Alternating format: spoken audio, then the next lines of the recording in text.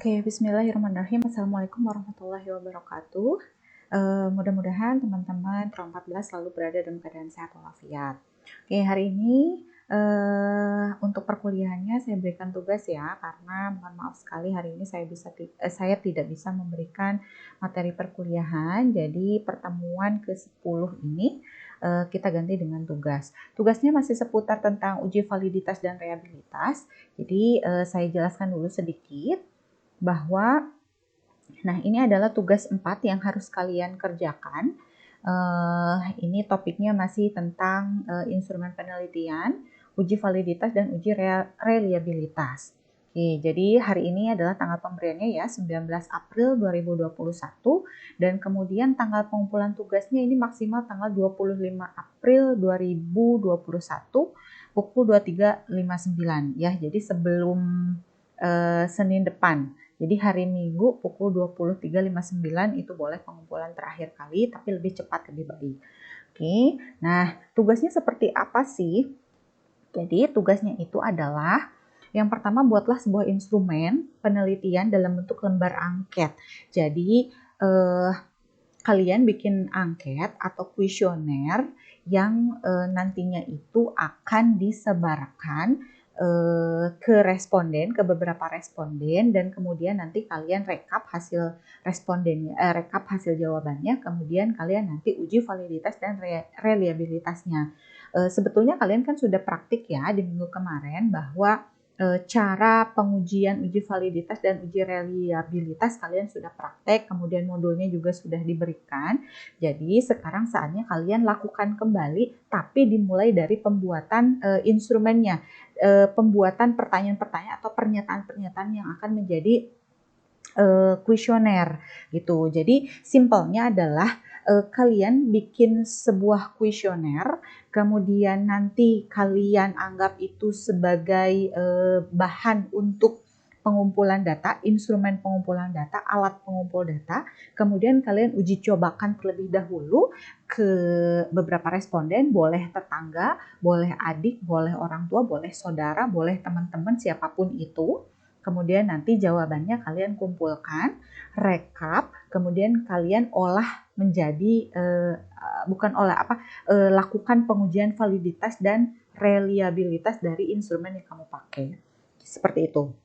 Nah, ada beberapa ketentuan untuk angketnya sendiri. Jadi, kalau di sini nih, buatlah sebuah instrumen penelitian dalam bentuk angket ya, atau kuesioner. Topiknya ini khusus berkaitan dengan COVID di lingkunganmu. Jadi, misalkan boleh mengenai dampak COVID terhadap perekonomian di lingkunganmu, boleh tentang vaksinasi COVID di lingkunganmu, boleh mengenai pengetahuan pencegahan masyarakat di sekitarmu, itu apapun itu, tapi yang berkaitan dengan COVID yang ada di lingkunganmu, seperti itu. Itu bebas pertanyaannya seperti apa, topik kecilnya itu mengarahnya ke mana, tapi topik besarnya itu berkaitan dengan COVID-19 ya. Nah, ada beberapa ketentuan untuk membuat angket. Jadi jumlah pertanyaan atau pernyataan kuesioner ini minimal 15 buah ya. Jadi silahkan nanti teman-teman bikin pernyataan atau pertanyaan minimal 15 buah. Isinya tuh 15 buah. Kemudian nanti jenis pernyataan atau pertanyaannya ini berbentuknya close-ended. Jadi close-ended itu jadi si responden itu hanya diberikan jawaban yang sudah tertera di situ. Boleh iya atau tidak pilihannya, atau sejenis skala Likert. Jadi skala dari mulai nilai 4, 3, 2, 1. Kalau 4 berarti sangat setuju atau sangat puas atau sangat baik. Kalau tidak itu setuju saja atau puas saja atau baik saja. Kalau 2 itu kurang setuju, kurang puas atau kurang baik, dan 1 itu tidak setuju, tidak puas, dan tidak baik. Ini ya pilihannya, 4 pilihan jawaban dengan skala 4 itu apa gitu ya, 3 itu apa, 2 itu apa, 1 itu apa. Boleh seperti itu gitu ya. Jadi ini close ended. Close ended itu maksudnya ya, jadi ada pilihan jawabannya. Jadi si responden itu tidak terbuka atau tidak bebas menjawab apa saja, tapi dibatasi dengan pilihan jawaban yang ada. Oke, kemudian ini dalam penyusunan kuesioner ini harus memperhatikan beberapa hal. Pertanyaan atau pernyataan harus singkat, jelas, dan tidak meragukan ya. Kemudian itu juga pernyataannya harus relevan dengan topik yang ditentukan ya. Jadi harus sesuai dengan topik misalnya COVID di lingkunganmu. Tapi subtemanya itu bebas ya. Kemudian pernyataannya ini cukup merangsang minat menjawab responden. Kemudian harus dapat memaksa responden untuk memberikan jawaban yang mendalam tapi to the point gitu ya. Pertanyaan tidak bersifat interrogatif dan menimbulkan kemarahan responden. Ya, tentu saja. Kemudian kuesioner yang Anda buat ini tidak lupa untuk dilengkapi dengan pedoman pengisian agar memudahkan responden mengisi. Jadi petunjuk pengisiannya.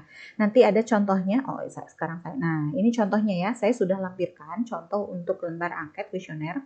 Saya buat ini contohnya adalah sebagai survei kepuasan mitra kerjasama misalkan ya.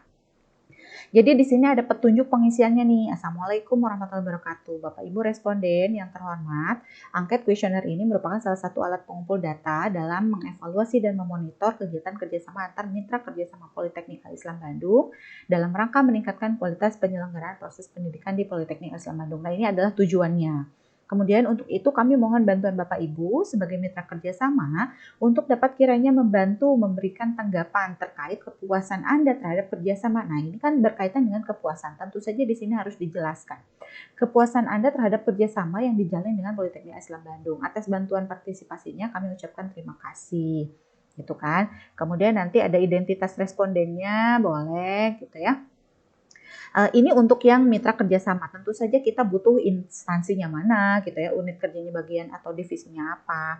Tapi kalau nanti kalian membuat kuesioner itu nggak harus ada instansi, nggak harus ada unit kerja. Itu kan respondennya bebas ya, boleh masyarakat sekitar, tetangga aja misalkan, atau mamah bapak deh yang ada di rumah, kakak adik gitu yang ada di rumah, itu nggak perlu ada nama instansi atau unit kerja gitu ya, cukup respon nama aja atau jenis kelamin misalkan, atau usia, atau pekerjaan boleh gitu ya, pekerjaan apa. Nah, karena ini kan hanya terkait informasi, menggali informasi tentang pengetahuan mereka atau hal-hal apa yang berkaitan dengan COVID-19 di lingkunganmu. Ya. Kemudian nanti ini berikan petunjuk pengisiannya nih. Jadi di sini katanya baca dengan seksama pernyataan pada setiap indikator, nanti kan berikan jawaban yang sesuai dengan penilaian Bapak Ibu. Di sini angka 1 sampai 4 pada kolom alternatif jawaban menggambarkan tingkat kesesuaian setiap situasi keadaan dengan harapan Anda. Semakin tinggi angka yang Anda pilih atau angka 4 artinya kondisi situasi pada pernyataan betul-betul sesuai dengan harapan Anda. Sedangkan semakin kecil angka yang Anda pilih, angka 1, maka kondisi situasi pada pernyataan sangat tidak sesuai dengan harapan Anda. Jadi di sini kepuasannya ya, skalanya tuh dari 1 sampai dengan 4. Jadi 4 ini adalah sangat puas, sedangkan 1 ini tidak puas. Gitu ya. Nah, contohnya adalah untuk misalkan uraian pertanyaannya. Ketepatan dan keprofesional pihak Politeknik Al-Islam Bandung dalam respon kebutuhan mitra. Nah, nanti si mitra itu jawabnya berapa gitu kan, puas atau tidak gitu kan, atau sangat puas atau cukup puas. Nah, ini nanti diisi di sini. Kecepatan proses pembuatan naskah kerjasama atau pendampingan bantuan yang dilakukan Politeknik Al-Islam Bandung terhadap mitra saat dibutuhkan dan segala macam. Nah, ini hanya contoh saja yang dibuat oleh SPM Politeknik Al-Islam Bandung untuk survei atau kuesioner mengenai kepuasan mitra kerjasama. Silahkan nanti kalian buat sejenis angket seperti ini, tapi temanya itu adalah COVID-19 di lingkunganmu. Jadi tadi subtemanya bebas ya. Misalkan tentang dampak perekonomian akibat COVID, atau misalkan pengetahuan masyarakat tentang pencegahan COVID misalkan, atau tanggapan masyarakat tentang vaksinasi, atau apapun itu, atau misalkan tentang pembelajaran daring misalkan gitu ya. Dampak dari COVID itu boleh apa saja subtemanya. Nanti kalian buatkan kalimat-kalimatnya atau pernyataan-pernyataannya yang nantinya itu kalian tuangkan dalam seperti ini gitu ya. Jadi nanti ada berarti kalau bukan misalkan pengetahuan mereka sangat tahu, berarti ini pengetahuan ya, ini 4-nya itu berarti menunjukkan sangat tahu, 1-nya itu tidak tahu, ininya cukup tahu, dan ininya tahu saja misalkan. Atau misalkan dampak perekonomian, misalkan setuju pertanyaannya, misalkan apakah merugikan, apakah COVID mengurangi pendapatan, misalkan 4 itu misalkan berarti kan sangat setuju, kemudian yang 3-nya itu setuju saja, 2 itu cukup setuju, 1 itu tidak setuju, dan segala macam. Jadi buatlah, ini contohnya ya, nanti kalian bisa lihat. Nah, jadi intinya ini penyusunan kuesioner harus memperhatikan beberapa hal yang tadi ini, gitu ya. Nah, kemudian tadi kuesioner yang Anda buat tidak lupa untuk dilengkapi dengan pedoman pengisiannya. Tadi caranya atau petunjuk pengisiannya. Oke, itu contohnya ya. Kemudian nanti setelah kalian buat si lembar kuesioner itu, kalian nanti sebarkan. Ya, lakukan uji coba nih yang B, lakukan uji coba pengumpulan data melalui penyebaran atau lembar angket atau kuesioner tersebut kepada minimal 20 responden. Jadi tadi pertanyaannya itu minimal 15 buah ya, saya kuningkan. Nah, minimal 15 buah, kemudian respondennya minimal ini 20 responden ya, minimal 20 responden. Oke, jadi kalian silahkan sebarkan baik itu ke tetangga, sekali lagi saya bilang baik itu ke tetangga, ke teman, ke saudara, atau ke siapapun gitu ya, silahkan minimal 20 responden gitu ya. Nah, cara penyebaran kuesionernya seperti apa? Ada 2 pilihan, kalian boleh memilih. Jadi yang pertama, lembar kuesioner ini di print, jadi kalian setelah buat lembar kuesioner ini, kalian print kemudian kalian bagikan secara offline. Jadi, Mah tolong isi, Pak tolong isi, Wa tolong isi, Mang tolong isi gitu kan. Nanti dikumpulkan lagi. Nah, seperti itu ya. Lembar kuesioner itu di print, kemudian disebarkan secara offline. Atau cara kedua, pertanyaan atau pernyataan yang tadi itu yang sudah kalian buat kuesioner tersebut, kalian bikin dalam Google Form. Jadi, kalian susun dalam Google Form, terus nanti linknya kalian sebar. Ya bisa lewat WhatsApp, bisa lewat apalah gitu ya. Pokoknya mah kalian sebar linknya sehingga itu disebut secara online gitu kan, pengisiannya itu secara online. Ini apakah harus dua-duanya? Enggak, kalian pilih aja cara yang menurut kalian paling mudah. Ya, boleh di print, kemudian sebarkan, ya, minta diisi, kemudian nanti kumpulkan lagi, atau si kuis tersebut, kuesioner tersebut kalian ketikkan ke dalam Google Form, kemudian kalian sebarkan linknya, ya, sehingga nanti orang-orang dimanapun itu bisa mengisi secara online. Itu 2 pilihan, boleh kalian memilih, salah satu saja, ya. Oke. Setelah itu, setelah terkumpul jawaban responden, nanti kalian rekap jawabannya ya. Buat rekapan jawaban setiap responden. Nah, setelah direkap, maka lakukan pengujian validitas dan reliabilitas sebagaimana yang sudah kalian pelajari di minggu-minggu lalu. Jadi kalian juga sudah praktek, modulnya sudah diberikan, silahkan lakukan pengujian validitas dan reliabilitas. Ya. Kemudian nanti kalian bisa mengetahui nih bahwa pertanyaan atau pernyataan kuesioner yang kalian buat ini sudah valid atau belum, sudah reliable atau belum, sudah layak atau belum disebarkan atau dijadikan sebagai instrumen penelitian seperti itu ya. Oke. Nah, selanjutnya nanti untuk bukti laporan kepada sayanya seperti apa? Nanti kalian tuangkan hasil pengujiannya itu setelah selesai ya. Setelah kalian buat kuesionernya, kalian sebarkan, kemudian nanti jawaban respondennya kalian rekap, kemudian olah, uji validitas dan reliabilitas datanya. Oke, setelah 4 langkah itu kalian buat, nanti tuangkan ke dalam laporan ringkasan sederhana saja ya. Jadi tuangkan hasil pengujian dalam sebuah laporan ringkasan sederhana. Nah, formatnya hanya sampul ya, sampul biasalah sampul. Kemudian sampul nih jilid, kemudian halaman keduanya itu adalah lembar kuesionernya. Jadi yang sudah kalian bikin gitu ya, atau angket yang sudah dibuat, atau kalau yang pakai Google Form itu kan pasti ada ketikan dulu ya, atau capturean boleh lah, pokoknya masih lembar kuesionernya atau angket yang sudah dibuatnya, halaman kedua. Kemudian nanti halaman selanjutnya adalah bukti jawaban responden.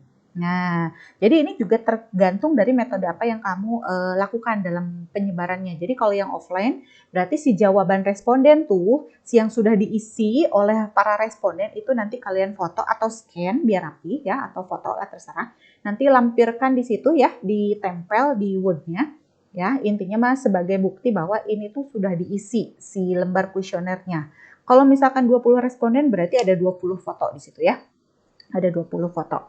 Gitu. Jadi itu halaman selanjutnya gitu ya.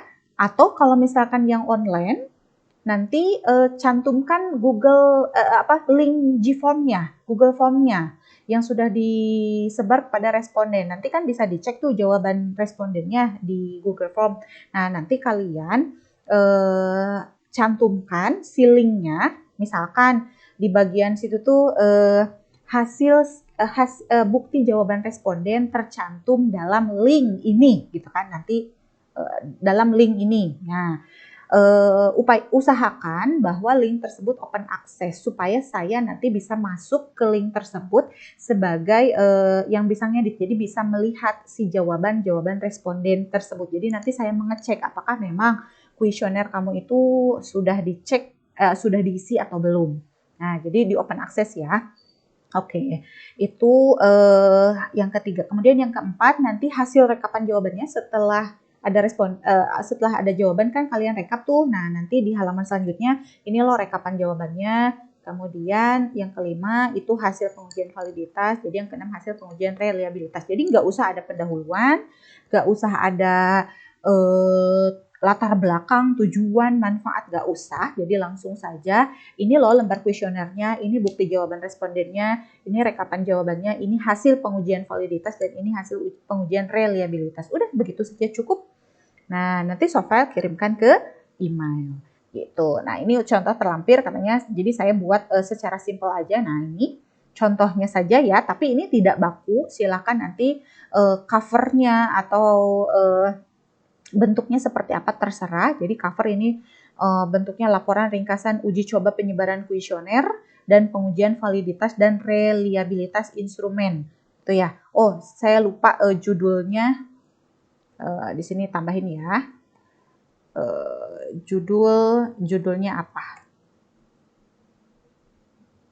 Maksudnya judulnya itu misalkan di situnya adalah dampak perekonomian akibat COVID-19.